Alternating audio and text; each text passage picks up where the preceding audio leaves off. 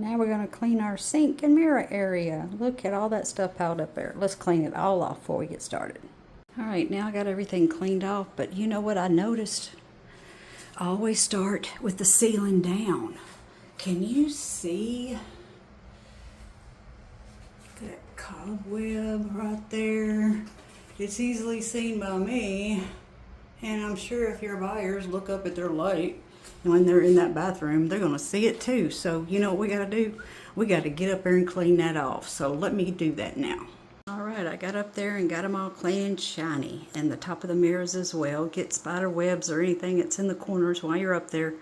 And yes, I didn't show you me getting up there and doing it, because knowing me, I'd fall, and then there you go, got a viral video that I don't want shown. So anyway, so the next step is we're going to scrub these sinks. Okay, here we go. So while I've got my wet rag, if you've got granite, do not put anything harsh on your wet rag.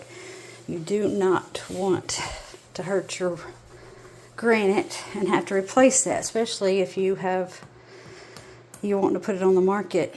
That's one less thing you have to worry about. So don't do that. Just pretty much wipe it down with the cloth. And then take your little scrubby. If it's nasty around the end of the sink, get in there and scrub it really good. Get all that nasty stuff off. And if the sink is really bad, I like my magic eraser. It really cuts in there and gets it all clean, so you don't have to worry about scrubbing too much, and get it all clean there. And then we'll move on to the second sink over here.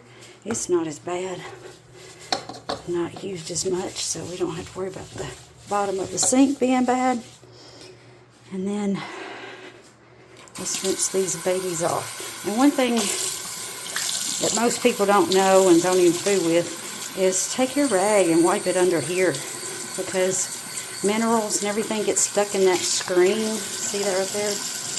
And you don't even know it's there. It needs to be cleaned out every once in a while, because it gets pretty funky.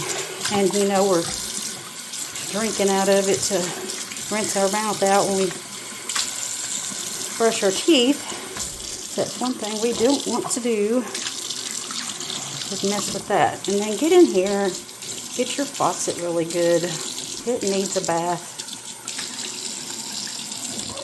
Sorry that my camera is not the best and in the best spot, but I'm trying. Anyway, get this ledge up here too. Don't forget that. It gets a lot of crap on it. Alright, let's see if we have any minerals here. That one ain't too bad, since we don't use it as much. And then all we do is dry it off, and then I'll clean the mirrors, which are the next step. Clean these mirrors while we have them here with my glass cleaner that I get at Sam's. Love that stuff. It doesn't streak. As long as you just go over it once, you'll have no problem. And then go down the sides of the mirrors, because they get dusty. Every little ledge is dusty. Clean that off. And then while you got it, all the glass cleaner is going to fall down on these faucets. And we want to clean that up. Make them look nice and clean and shiny and new. So don't forget any part of the bathroom. Shine those handles up. And then use a granite cleaner to shine the rest of it up. There's the finished product. You want to put minimal things on your sink so that it's not overcrowded and it looks like you have plenty of space. And also make sure you fold your towel when you get done washing your hands, because it makes it look neat and it makes it show ready. Thank you.